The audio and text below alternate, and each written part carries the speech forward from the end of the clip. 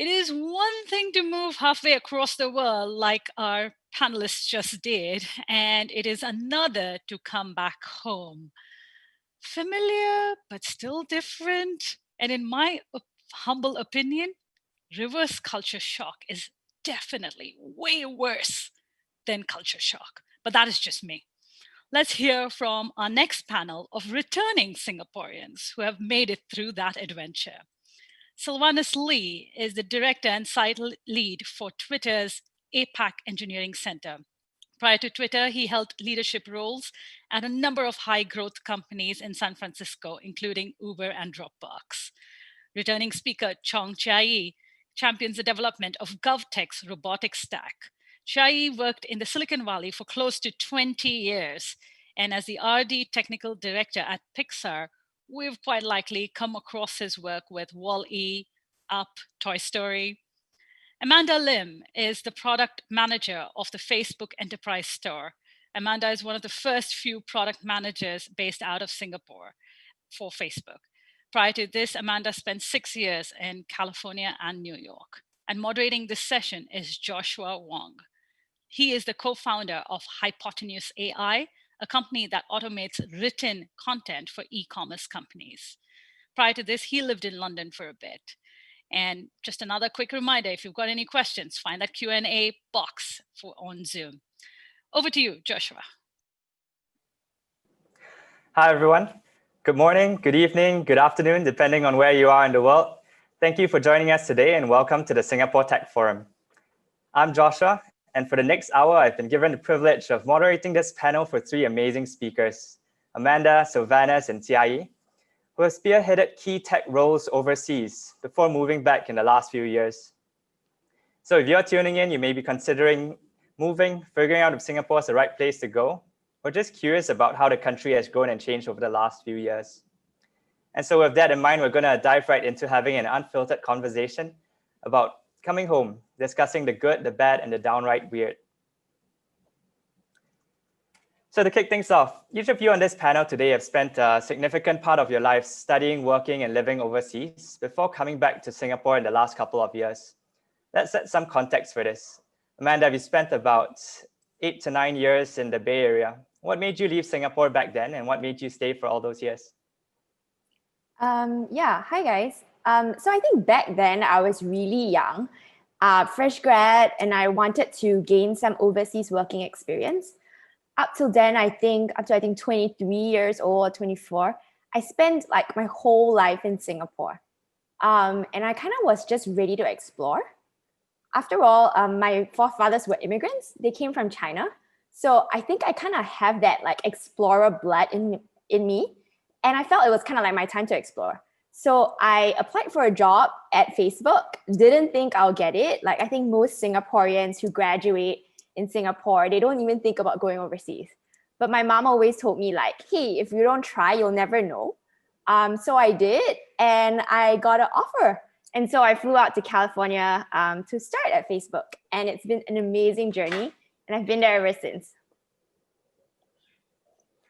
Awesome. Thanks, Amanda. It's really great to hear that trying and getting there and having a really great experience in the Bay Area since then. And similarly, Jiayi as well, you spent about 20 years in the Bay Area. What kicked off that journey for you and what kept you there? Sylvanus first or me? I'm confused. Jiayi. Oh, sorry. Okay. Yeah. Basically, I'm a CS guy. I always wanted to do actually computer graphics. So I went to Stanford. I did undergrad, and then I did a co-terminal master's. I joined the Stanford Graphics Lab under Ron Fetko. That's like the core, like key graphics simulation research group at Stanford at the time. Also at that time at Stanford, my other research advisor was Pat Hanrahan, who, as you probably might know of, he is also one of the guys who founded Tableau, but also he's actually one of the key guys in computer graphics and rendering. So I always wanted to do graphics. I actually wrote my first 3D engine in C and C++ when I was 16 in secondary school and then on to JC. And I thought, I wanted to further pursue my passion. So I basically decided, sort of California was the place because those are where the domain experts are and it's what people know what they're doing. So I joined a graphics lab. It was really cool. We got stuff out at SIGGRAPH, and then after that, a lot of people from my lab got poached by the various companies. For graphics, would be like ILM, Industrial Light Magic, or for me and some of the guys was at Pixar. So I then went to work at Pixar as R&D director for about 10 years.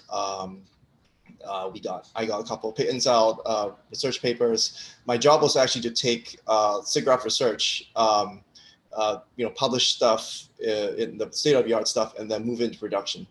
And it was very exciting. Those are really exciting times. So I worked on WALL-E, where I worked on the finite element simulation code for all the characters and also the entire simulation engine. So WALL-E, Up, Toy Story 3, Brave, and my last film before I left was Finding Dory. Yeah. It was a good ride. Awesome, thanks, Jiayi. And I'm sure we've all seen your works in the theaters or in various places as well. And so, Venice, how about for yourself? What started things off for you in the US, and what kept you there? Yeah, I think similar to a lot of what has been discussed. So I moved to the US for college, I think in 2007.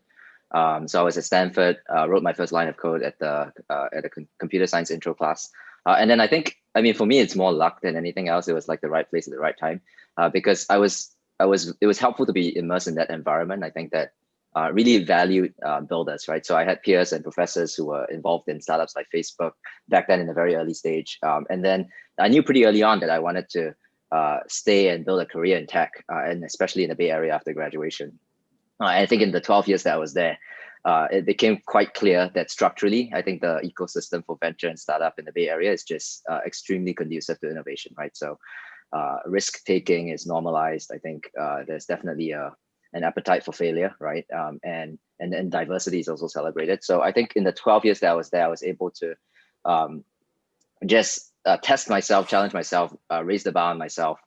And then I would be remiss if I didn't say that the macro factor also played a part. So of course, if you take 2007 to 2018, which is when I left, during that time, obviously there were multiple significant paradigm shifts, right? First, the launch of the iPhone, which changed the way that we interact with technology, and then the rise of cloud computing. So all of these tailwinds, I think, just made it such that there were many, opportunities to join category-defining companies, and I was, I think, pretty lucky to be able to join both Dropbox and Uber at the very early stage, which definitely helped scale my career.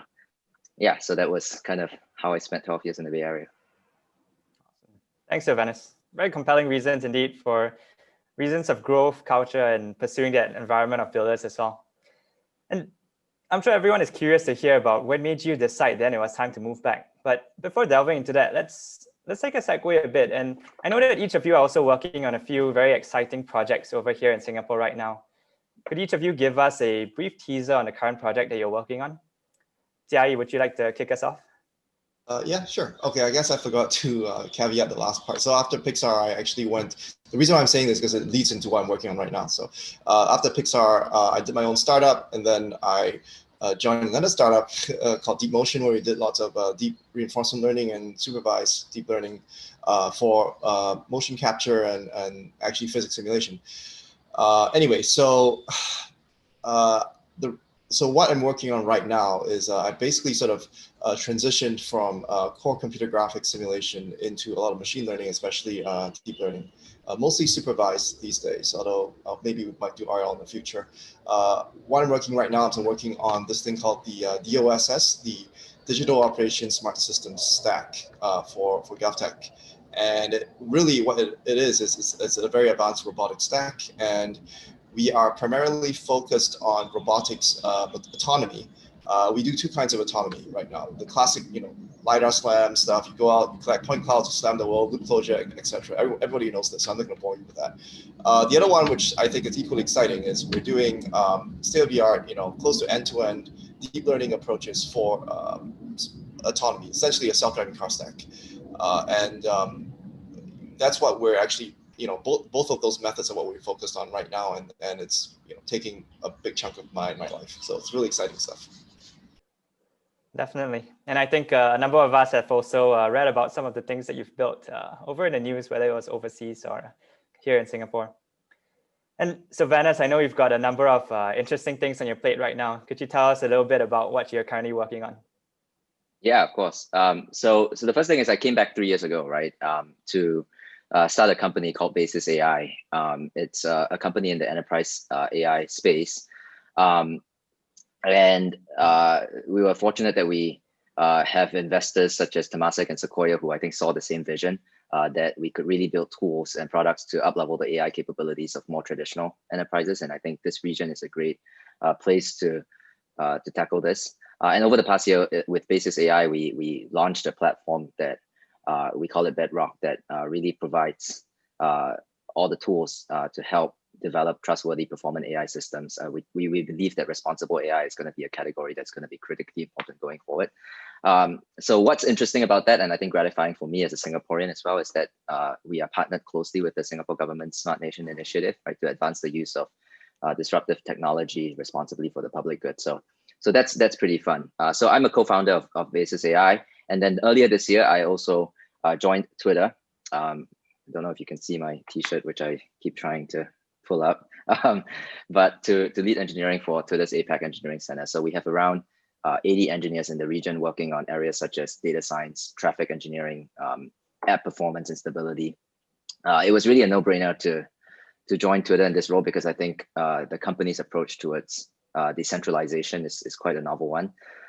So I'm not going to spend too much time talking about this, but as a plug, we have a session in 2 hours, I think at 11, if you want to learn more about what we're doing at engineering in Twitter. So yeah, that's what I've been up to. Thanks, Vanessa. It sounds like a very busy time for you as well. I'm glad you got to publicize your t-shirt at the same time. Yeah. So Amanda, I know you're as well working on 2 very big projects in your life right now. Could you tell us a little bit about what they are?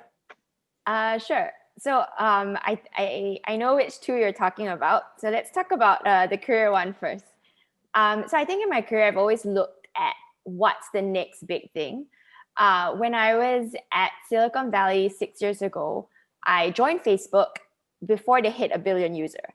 And to me, that was very exciting to help Facebook cross that 1 billion mark.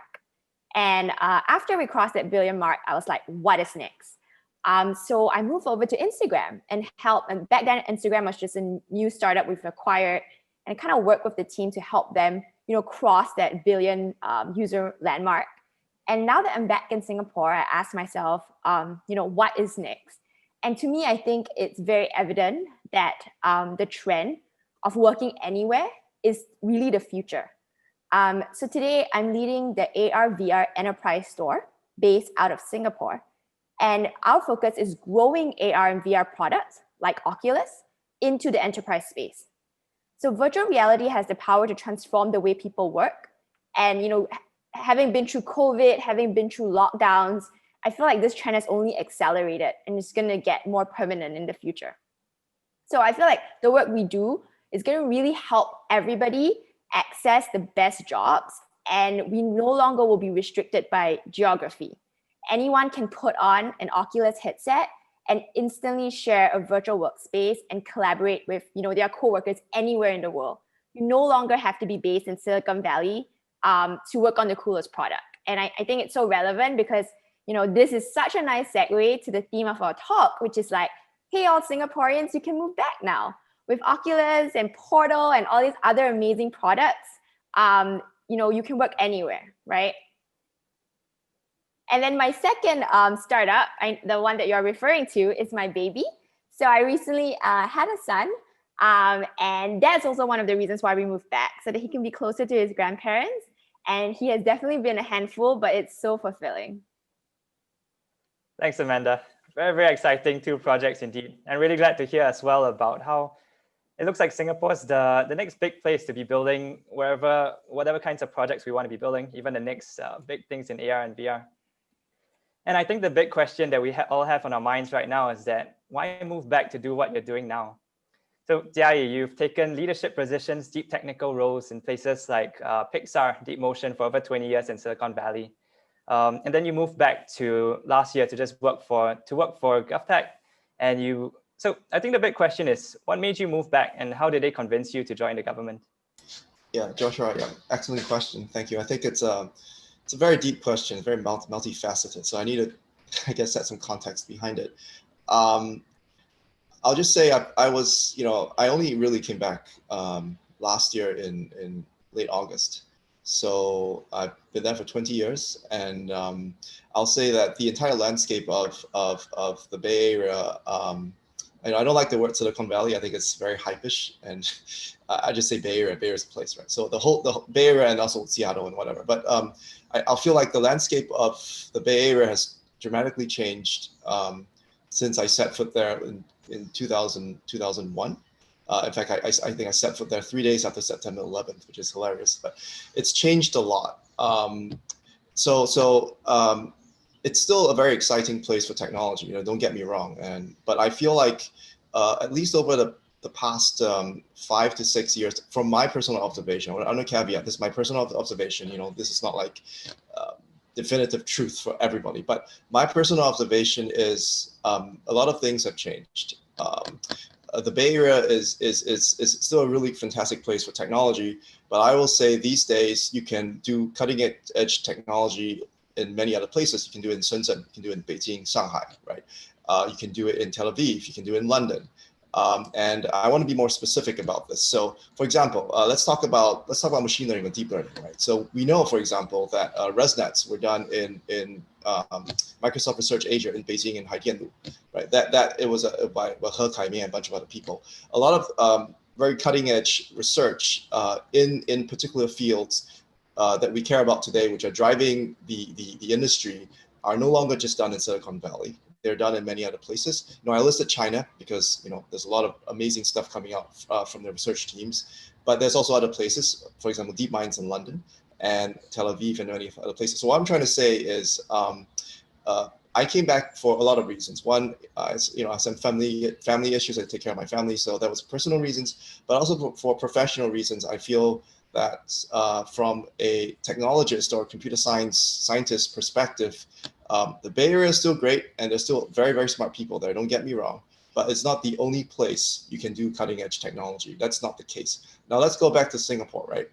Let's put this into perspective. What does it mean for Singapore? Because you said, oh, you listed all these countries. You listed like, Israel and China and the UK.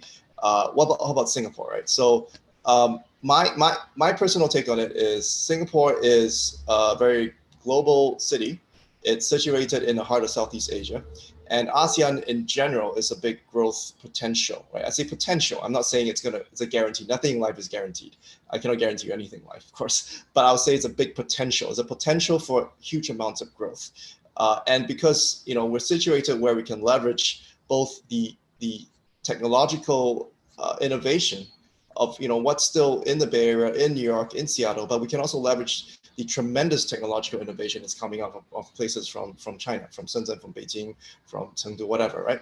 So we are situated in a very good spot where we can leverage from all fronts. That's the first thing. Secondly, Southeast Asia in general has a huge potential for growth. I think it's underdeveloped, and there's also a lot of talent here. So that's also another reason. So that's the reason why I came back, because I think the winds have changed. Things are changing. Right? You don't have to just be in a Bay Area to do tech. Again, I want to emphasize, I'm not saying the Bay Area sucks. That's not true, okay?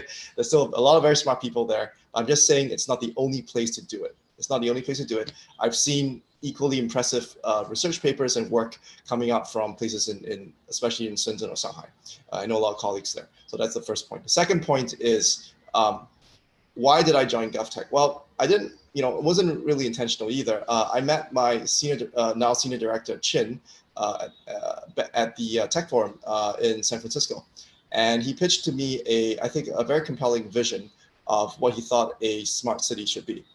So he was thinking of merging what he terms the cyber and physical worlds together through a very intelligent smart sensor stack. And he felt like this is the future. And I was really sold on that vision. He was talking about things like digital twins, where you could actually model things in any rendering system, in 3D, AR, VR, whatever. And then obviously you run these days ML on it, machine learning, and then you translate that into the cyber world or physical world, in both directions. And that was really cool. And that's what I think is a very innovative vision. So it's kind of a different pitch from what you're probably used to in maybe other government organizations in other countries. So I thought it was very interesting interesting proposition. And I've done the whole thing. I've done big companies. I've done my own startup. I joined startups. So I thought, why not? Just give this a go. And it seems like a very innovative idea. And that's why I joined GovTech. Yeah. Gotcha. Thanks, Jiayi. And that sounds like quite a number of reasons ranging from things like family as well to career and the location. And I'm just going to put you on a spot again, but if let's say family were taken out of the equation of all this, do you think you would still move back? Actually, yes, because I feel like as of right now, with the world being such a unpredictable state, I think so. Because it's so unpredictable, Singapore is still in a relatively good position from both an international and technology perspective to do interesting work, because we can leverage, as I said, from all fronts. You won't necessarily have that freedom, and it's ironic, right? But you won't actually necessarily have the freedom in other places because of just the way the geopolitics works. Probably don't want to get into that, but I just feel like as of right now in 2020, 20th of November, that's the case. So I will probably still come back. Gotcha. Thanks, Jiayi. And so Vanus, not only did you move back to Singapore, but you started a company as well. What made you take that leap from a big company over in the US all the way to moving back, and why Singapore? Yeah. So I think when I left Uber to come back to Singapore, it was a big company, but when I joined, it was a small company. And I think similarly, when I joined Dropbox, it was a handful of people, right? And then when I left, it was a bigger company that was going public. So I think, at least in my blood, I've always been like a small, scrappy, early company, early startup kind of guy. And for me, after 12 years in the Bay Area, with I think some reasonable experience of just seeing companies take off and dealing with skilled challenges, I wanted to bet on myself as a founder, right? So I think Jiayi mentioned a lot of strong tailwinds just for the region, and I think I can echo that. We see like the tech ecosystem, I think in Southeast Asia at a key inflection point, I think, not just with rising per capita income and lots of consumers coming online, but I think especially that powers as well a lot of opportunities for enterprise tech, right? Because you got to build tech companies to be able to serve these growing consumer base. And so for us, we saw that opportunity to bring some of the best in class technology or best practices that we've seen to scale ML or machine learning or AI from tech companies in the Bay Area, but how do we bring it to enterprises here? And so to me, those confluence of factors made it seem like there was a great opportunity to build a company in this part of the world. And then I think to add to that, over the last couple of years, that we've actually gone out and hired people and who were mission oriented, who saw the same kind of vision. It gave me a lot of conviction and optimism. I think that this ecosystem does have many interesting problems, and it also does have the deep technical talent to solve these problems, right? So I think those two factors made it. It gave me a lot of confidence that this was going to be a great place to scale a tech career or to scale as a founder or to build a company. Right. And then, I mean, people mentioned there's definitely a personal factor as well. So when we moved back in 2018, we had a 1-year-old, and it just felt like, I think for many of the factors that like Amanda mentioned, right, it was a great time to consider bringing family closer to home, having the support from grandparents. And now we have 2 kids. We have a 1-year-old and a 3-year-old. So definitely feels like a great place to raise a family.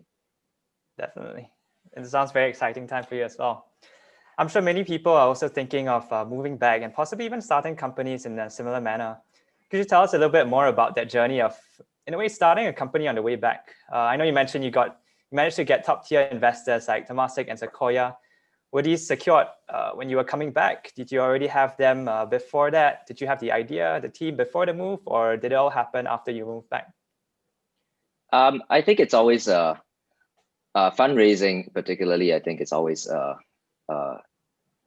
it's always a long process, right? So in our case specifically, and I want to be careful to say it probably doesn't is not replicable across like in general. But in our case, I think that relationship started early because we knew some of the folks that were interested in just scaling an AI company in this part of the world, right? And even from when I was in the Bay Area and had conversations with folks from Smart Nation, folks from Singapore Inc. companies, and obviously folks from Temasek, there was a lot of interest. And so I think it really came together really quickly when we came in, when we came back home, got a team together, got our first set of pilots, and then the round just came together really quickly. So I think to me, this is testament to the fact that there is a lot of appetite and we can move fast if the right opportunities exist, right? And I mean, maybe this is a function of the fact that we are very efficient, and we are the hallmarks of our, I think, of our ecosystem, or like our policies, is that we index on competence and efficiency. And I definitely saw that in the way that we were able to bootstrap and start a company really quickly. Gotcha. Thanks, Sylvanus. And very good news for all those people who are thinking of starting companies back home as well. And Amanda, you moved back most recently, staying in the same company but taking on a new and exciting team. What made you move back, and why was this year the right time for you? Yeah, so my story is pretty interesting. At the beginning of this year, I was actually taking my maternity leave. So I was thinking, okay, it's a good time to come back, visit parents, let them see the baby, and then after that, we'll go back to the States. But then COVID happened, right? And borders were closing. So my husband and I knew that we didn't want to be separated from our family in Singapore. So that kind of like accelerated our decision to move back sooner. I think Singapore was always on the roadmap for us to come back one day, but COVID kind of like just accelerated that trend. And it's also, I guess, easier because my husband is also Singaporean, and he's also a PM like me. So we kind of work in the same field, have the same passport. So yeah, things just happen. And you know what they say, luck is what happens when preparation meets opportunity. I was really, really lucky that at the time that my family decided to move back in Singapore, the company also decided that they want somebody to lead the AR/VR enterprise store effort here. And so I took the opportunity to join the team and to grow future product roles in Singapore. I know we don't have many product management roles on the Facebook career site if you look at our website, but I'm working on that. So I think if we do a good job, and we should have more anchor products in Singapore. And so I'm looking forward to Singaporeans having more opportunities like that. Nice. Thanks, Amanda. Very, very exciting things that you're working on right now as well. And being a working mom, would you recommend Singapore, US, or any other part of the world? So for me personally, it would be Singapore, but I also think it's a very, very personal choice. I feel like today's society expect parents to work like they don't have children and raise children as if they don't have work. So it's very hard for working parents. And we do need all the help we can get. And it truly, truly takes a village. And I kind of feel like my village is in Singapore, where my parents are, where my in-laws are, where there are great government policies that make it easy for parents to continue to stay in the workforce. I know Newton once said, if I have seen further, it is by standing on the shoulders of giants. And I kind of feel like Singapore is that giant for me, where I'm able to do more career-wise and family-wise because I moved back and I have all this support. Nice. Thanks, Amanda. Really great support system that you have in the region as well. And Sylvana, so one of the things you highlighted for moving back is that sort of inflection point of growth happening in Southeast Asia and even APAC in the region. But amongst all the countries in Southeast Asia, why Singapore in particular for tech? Yeah, I think, well, firstly, I'm Singaporean, right? So my roots are here, and that makes it easy to just start a lot of things. But I think, and this has probably been covered in the past couple of days with the Tech Forum as well. I think we have many of the right strong conditions for ecosystem building. We talked about competence and efficiency as kind of part of the effective governance, and I think the output of that is a lot of stability, right? Which I think continues to be a differentiator. And when I talk to my friends who are in other ecosystems who are considering kind of now with the pandemic displacing a lot of people, this continues to be the recurring theme when they talk about at least contemplating the opportunity of moving to Singapore to start something. So that's one. The second piece is open immigration, right? I think this is critically important. I'm I think we realized that no one market has a monopoly on talent. And one of the things that I think made the Bay Area really special was the ecosystem was built on really open immigration policies. That's something we should continue to lean on to, I think, to position ourselves as a hub. I think the stuff with the tech visa, for example, is a great start. Because I recount my experience in the Valley. All of my colleagues were from all over the world, right? And when you have this kind of global talent, you get a lot of competition, you get a lot of evolutionary and selection pressure, right? But what that results in is also a really robust marketplace of ideas, and it's a really anti-fragile system, right? And I do think that we have a lot of that ingredients, if I look at the landscape here, to do that in Singapore as we situate ourselves as that hub for the region. So I think all of those are strong reasons and strong differentiators. Thanks, Evans. Definitely very compelling reasons to be looking at Singapore, especially in the region. So all of you have had very amazing careers in tech, in companies and roles overseas. And most of you chose to dive into these careers at a time when it was in a way off the beaten track for Singaporeans. Jiayi, for example, you've moved over 20 years ago to the Bay Area. You've taken on very, very deeply technical roles there. Do you think that this could have been done in Singapore back then? And do you think things have changed now? And could you do it? Is there something that you could have done in Singapore? Well, again, this question is, you asked very multifaceted questions, so I guess I should answer it in a multifaceted way. So answer to that is, I guess I need to dive a bit into what my sort of background. I started coding when I was like 13. I did not take any, I wasn't like I didn't take any computer programming or computer science classes in secondary school or JC at all. Completely self-taught. I would go to the library every afternoon after class and just go read up books. I remember it was like, was it Graphics Gems back then? Yeah, it was like three volumes of it. All in like C or C++, and they taught you how to like code up, say, render Mandelbrot fractal or optimize, say, ray tracing, recursive ray tracing, back in those days. And it was fun, right? So I'm all completely self-taught. What I'm trying to say is I did it, even before things were really hot. I just really had a passion for it. And my experience when I was at Stanford as well, when I took CS106X, at least from my colleagues, most of the people who went in already knew how to code. And the best software engineers, in my opinion, are people who are self-taught, and they don't necessarily have to be in the Bay Area. And in fact, so my point is, if you have the passion, you'll go places. You don't have to worry about, oh, do I have to go to Silicon Valley to do this? Do I have to go somewhere else, London, do this? You'll go places. Don't worry about it, right?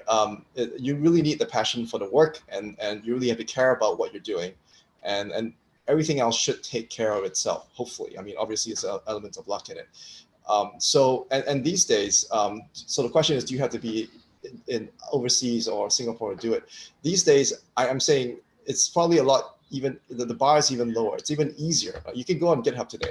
You can git clone any repository. You can look at what some of the best and brightest are doing. You can go to the OpenAI site, right? You can git clone like the PPO paper, and then you can implement PPO for DeepRL yourself, right? You can go online, you can chat with people. Obviously, that's not like you lack the human-to-human interaction, but I feel like a lot of those things are alleviated with modern technology, with the availability of open source projects. Like back in my day, when I wanted to implement a SIGGRAPH paper, I actually have to buy the damn SIGGRAPH publication.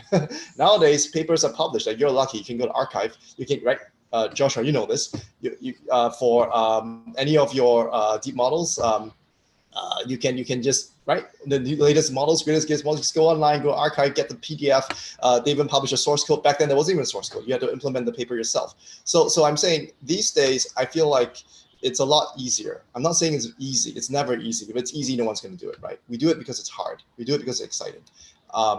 So can you do it in Singapore today? The answer is it's a mixed. It's. I'm not saying you definitely can. It's yes and no. It's no if you're unlucky, and luck has a big part to play in it, and if you're not that motivated. But if you're motivated, I don't see any reason why you couldn't do something that you couldn't do 10 years ago, just because of the level playing field. It's much more level than it was before.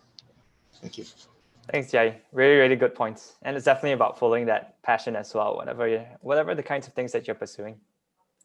And similarly, Savannah, you joined companies like Uber and Dropbox, which now all of us know as huge companies, but you went in at a time, as you mentioned, when they were still relatively small, still relatively unknown. What motivated these decisions? And do you think you could have done these in Singapore? Yeah, short answer is I think probably not. So my calculus is I optimize for, and I started in tech when I was relatively early in my career as well, right? So for me, I optimized for being surrounded by just people smarter than myself, right? Really high caliber teammates that inspired me, and then picking companies that I think, of course, hindsight is 2020, but picking companies that I believe to be rocket ships that were themselves operating in extremely large and growing markets. So just to kind of go back, when I joined Dropbox and it was like 50 people hacking on something they believed that would revolutionize the way people shared their files, right?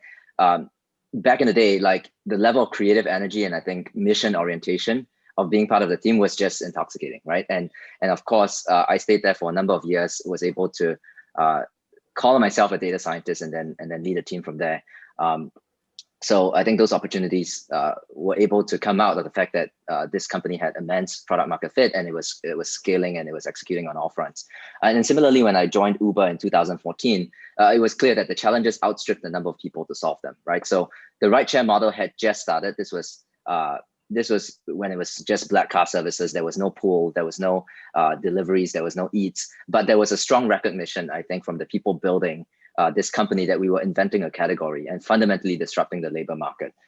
So I think the lesson for myself is that when you pick such opportunities, and of course with a lot of luck, you pick that right platform, you would have to disrupt yourself multiple times as the company and opportunities grow, right? So in myself, my own personal example, I had to quickly level up as a people manager and then to lead multiple teams and then to lead globally distributed engineering orgs as a director, right? So in that kind of environment, you really got to have like a strong growth mindset. You got to be able to take failure. You got to try and fail fast and then compound those learnings. And then if you do that correctly, you get to compress many, many years, I think, of career growth in a short amount of time, right? And so for me personally, it was gratifying to be able to play that part in the trajectory of these, I think, category defining companies. And I think that itself, again, 80% luck, maybe 20%, as what Amanda said, right? Preparation meets opportunity. But I think it's going to be hard to find such opportunities unless you are in an ecosystem with a lot of such explosive opportunities. So does that answer your question? Yeah, Josh? thanks, Savannah. Really, really good Okay. points.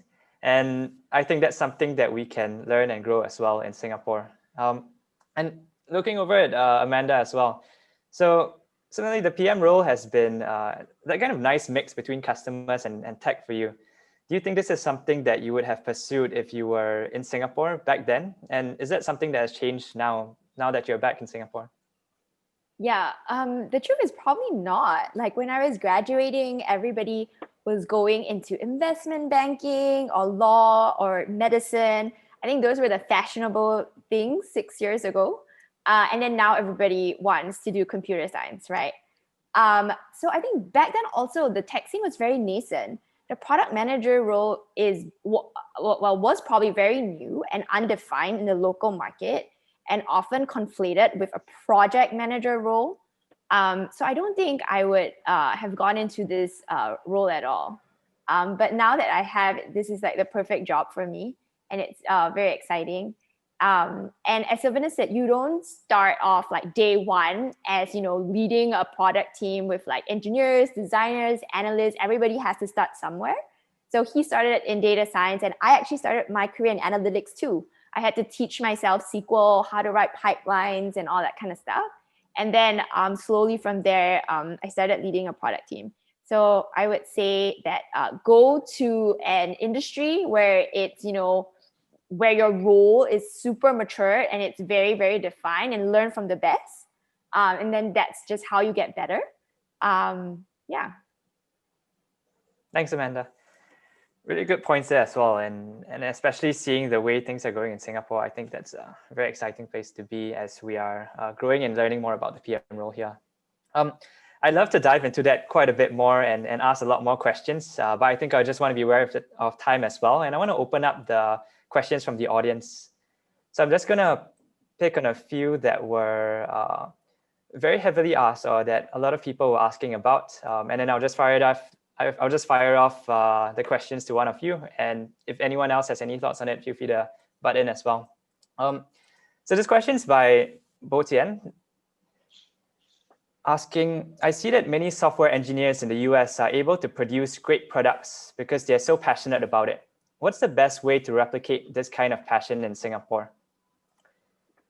So Jiayi, would you like to take a stab at this? Well, that's a time-old question. Well, everybody asks the question, right? How do you replicate it? And they're always looking for somebody else to help them replicate that solution. So I guess my answer is it's really up to the individual. There's obviously a lot of very motivated software engineers in the Bay Area. A lot of my colleagues are, I think, some of the brightest people I've ever met. But a lot of these guys, you have to remember, just like what Savannah said, they're not actually from the Bay Area, not even from the US. Most of them are from, well, all places around the world, right?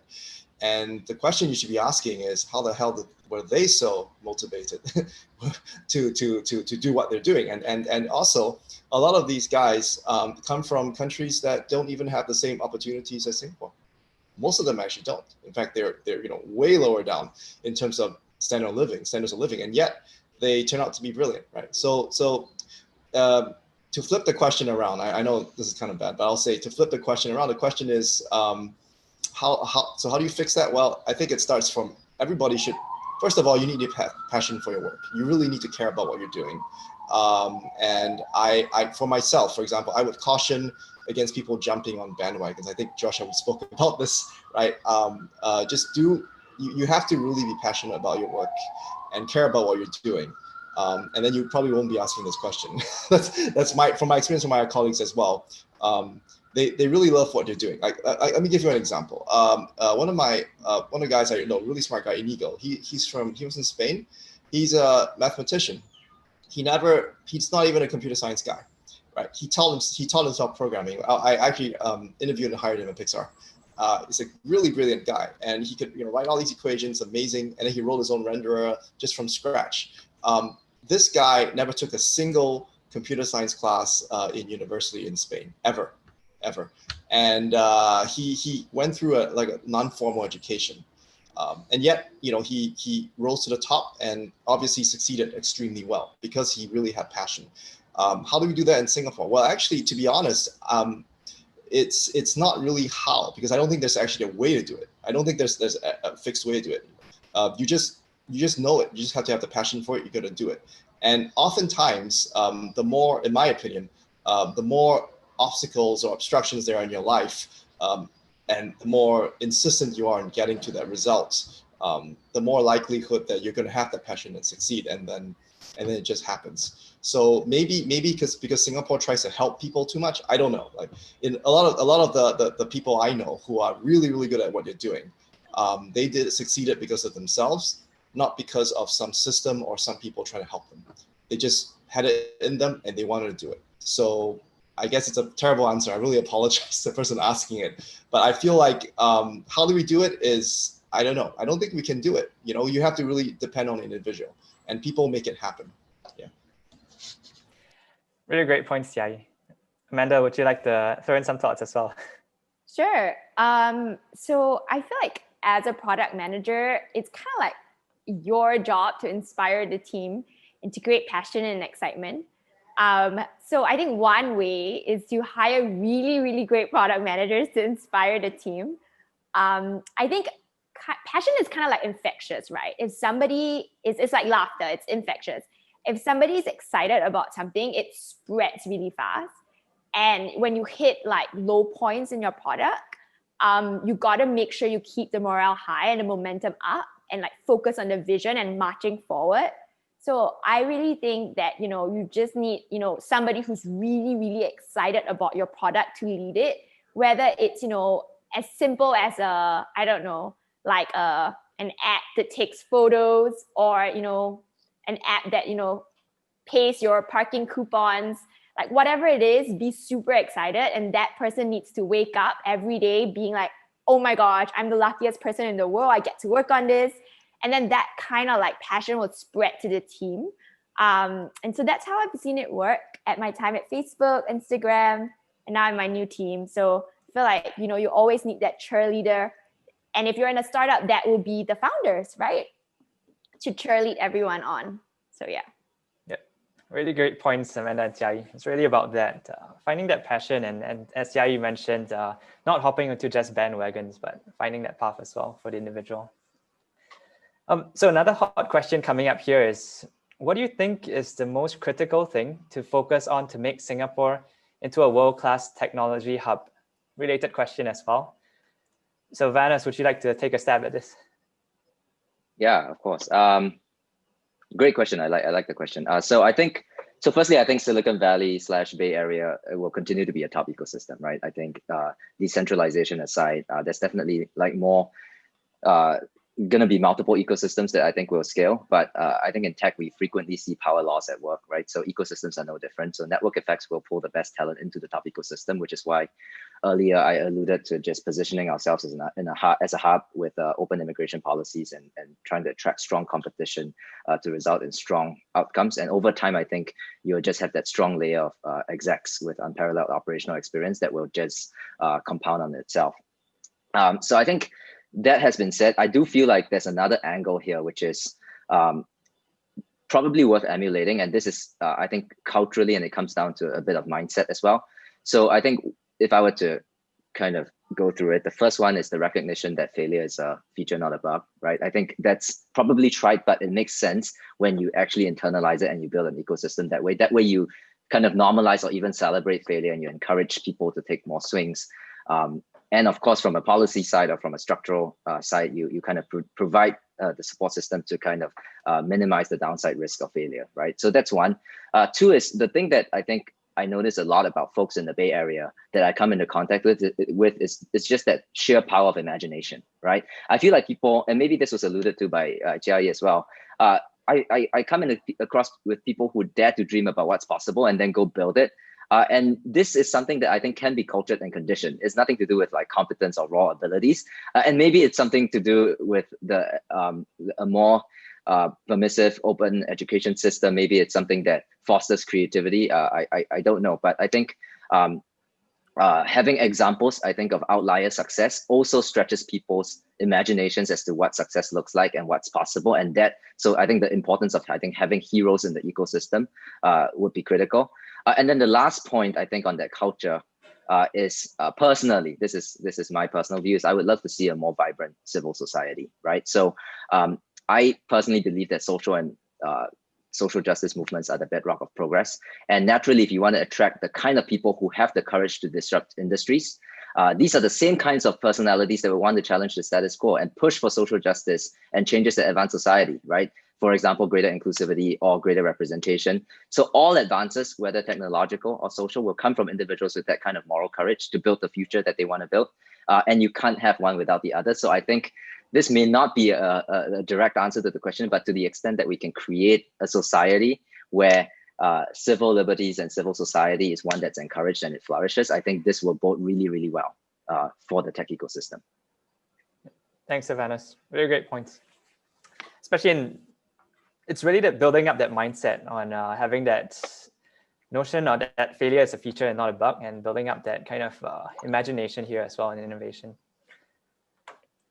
All right, so we've got another hot question here coming up. This one's from Xiao Jian in Singapore to all of you. But where do you think will be the gravity of tech innovation in the next 10 to 15 years? We've witnessed many unicorns from the US, but it appears that China and perhaps the rest of Asia are also catching up. So where do you think this gravity will be in tech innovation next 10 to 15 years? Jiayi, would you like to kick this off? Sure. I think my short answer is it'll be the Bay Area and it'll be China. Simple. Bay Area is still going to be the best, as in having some of the best people. I agree with Sylvanus. Some of the best and brightest people are still going to be in the Bay Area.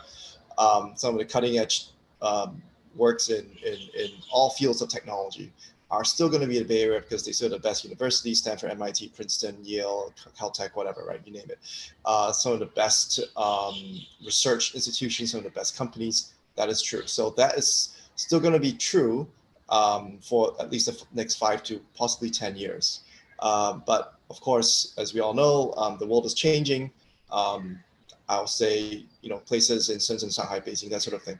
Lots of cutting edge research are also, it's also done in China these days in big universities, Tsinghua, Beida, Zeda, for example, and also the companies there, right? ByteDance, Dajiang, DJI, that is, and Tenchin, Tencent, and Alibaba, that sort of thing. So there's also a very vibrant startup culture in Shenzhen as well. So I would say those two places are probably going to be the tech giants in the coming 5 to 10 years. But that doesn't mean, okay, so I want to emphasize one thing. This is not like a zero-sum game, right? So people are like, oh, these two countries, is that it? No, that's not true, right? The ecosystem is large enough to accommodate many, many places, including places like Singapore, right? There's still a role for us to play. And if we play our cards right, I think we can play a very crucial role in ASEAN. Big growth story right there. And we can possibly, if we play our cards right, if we do the right things, we can actually be a technological innovation center or hub for Southeast Asia. And that in itself, I think it will be a huge achievement, given how big the population is, how diverse the cultures are, and how large a market it is. So yeah, that's my answer. Thanks, Jiayi. Amanda, would you like to throw in some thoughts as well? Yeah, sure. I think same as Jiayi, definitely the US and China. And that's why when I was searching for preschools for my son, I was looking at an all Mandarin immersion program, because I feel like for the next generation to, really, of Singaporeans to really be able to make headwinds in tech, they need to be fluent in both English and Mandarin and truly be bilingual. So I think that's going to be so important. I feel like I wouldn't be surprised if 10, 20 years down the road, his first job will be in China, not like me when my first job will be in the US, or maybe it will be in the US. I don't know. But I think it's just so important to master the language, because communication is such an important part of doing business. So yeah, I think these two countries, definitely you can't go wrong with betting on them. Thanks, Amanda. Savannah, I've got one question here that seems to be quite targeted towards you. So given Singapore's small market size, what were your approaches to finding product market fit and making sure that your ideas weren't limited geographically? Yeah, I think building a global company rather than just building, like if you were to just focus on like Singapore as a market, that's going to be too small, right, for anything that's going to be venture scale.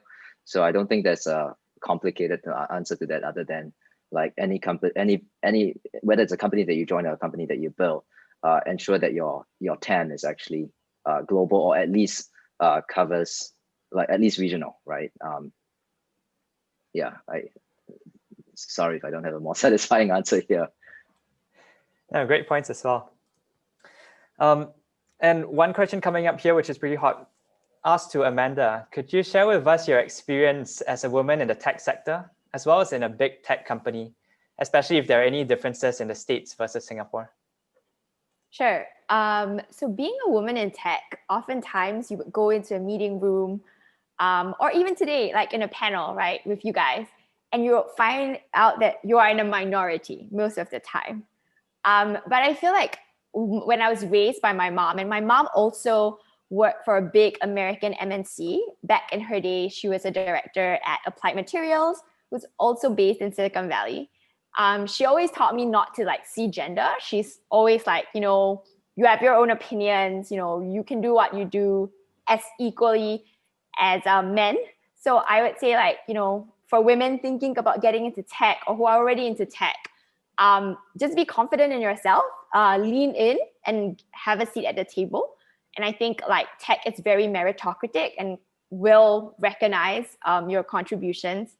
But definitely we are in a minority, and we're trying to get more of women into tech and into these leadership positions. So yeah, between the States and Singapore, I would have to say that I still do work with a lot of immigrants. Like even in the States, I do mainly work, people on my team are most of the time not from the US. They were immigrants coming into the Valley to join these big, amazing companies, and they were top talent from all over the world. And in Singapore, it's the same, where I think I see the same kind of demographic where talent comes in to fill the gap that I hope that one day, with all our graduates graduating from computer science and people being more interested in tech, we can fill with local talent. So for now, I don't think my experience has changed dramatically because I'm still working with a very international team, both in the US and in Singapore. Gotcha. Thanks, Amanda. All right, we're getting the cue to be starting to wrap things up as we're at the last 5 minutes. But I'm just going to throw in one last question. And this is one taken from the audience, a very familiar name to us, actually. So this is a question from Kwek Siu Ray. I'm sure we're all familiar with from Carousel. And he asks, as a startup founder here in SG, I do think these people with relevant experience who have seen what good looks like is what we need. So directed at all of you, what would you say is the likelihood of these folks coming back in the next 3 to 5 years to solve problems with tech from here? Would you say 1, 3, 5 in 10 folks would come back? Jiayi, would you like to start this off? Well, I'd say it's going to be pretty quick these days with the way the situation is changing geopolitically and with COVID. So ironically, I think COVID is going to help Singapore. It's going to help Singapore. And also with the recent RCEP agreement, it's going to open quite a lot of economic opportunities for companies in whole of East Asia and Southeast Asia. So I'll say it's actually a very, very promising sign. But again, I want to caveat, nothing's guaranteed, so don't quote me on it. But I'll say with a very high probability, all right, your distribution is slant. It's very high probability it's going to happen. It's a good sign. Gotcha. And Sylvanus, your thoughts on this? Yeah, so firstly, hi, Siu-Ray. I think Siu-Ray, by the way, is an excellent example of like the kind of local hero, not to put him on a pedestal or anything, but like that we need, right? Like it's evidence that you can build a homegrown company with a global scale, right? And succeed, right? And it's an example like when people graduate, when people think about their careers and against all the other competing options or opportunity costs they have, it's good to be able to say, hey, look, I think this person has set the stage for what is possible and I can emulate that. So I think it's great for the ecosystem. To echo Jiayi, I think directionally, the trend is positive. We definitely will see that the recognition that people don't need to be tied to any one particular ecosystem to do great work at scale and leverage and leveraged work. It's hard to put a number, right? Whether it's 1, 3, or 5. So I won't even guess, but I do think that it's not just attracting people who were from Singapore back to work on the problems. I think I remain focused on just being that hub. So it could be anyone, right? From across the world, whether you're from the US, whether you're from China, whether you're from Turkey, whether you're from wherever, right? Top universities, and to consider Singapore as that port of call, right? As that choice, that interesting scale challenges can be solved from here. And I think that's the greater prize. And that's the one that's going to make the difference. Gotcha. Great points. And Amanda, would you like to wrap this up? Sure. So I actually went to school with Shure. So hi, Shure. Yeah, you're such a local hero. You did take the path off the beaten track, and we're also proud of you. And yeah, I'm eternally an optimist, so I always see the glass full. And so I hope 9 out of 10 Singaporeans will come back, especially now where we can work from anywhere in the world. And that's why I'm working on products like Portal, like Oculus that helps us do that. And hopefully we'll be able to get, talent from anywhere in the world to, build and support all these amazing local startups that are based in Singapore. And surely with government policies that are improving and making it more friendly to live and work in Singapore, I think, the future looks very, very bright for Singapore to be a tech hub. Awesome. Thanks, Amanda. All right, so we're at time. As my very quick TLDR summary, I'd say that it seems like Singapore's at an inflection point right now, but the key is for us to make sure that we pursue our passions, not jump into bandwagons. And more importantly, it's a great place to live as well. So we need to keep on gaining our deep technical expertise here. And I think that's a great reason for Singaporeans to be coming back because we need this talent from overseas coming back to help the ecosystem here. So thank you very much for all the amazing panelists and the audience for the great questions as well. Have a good evening, day, night from wherever you are.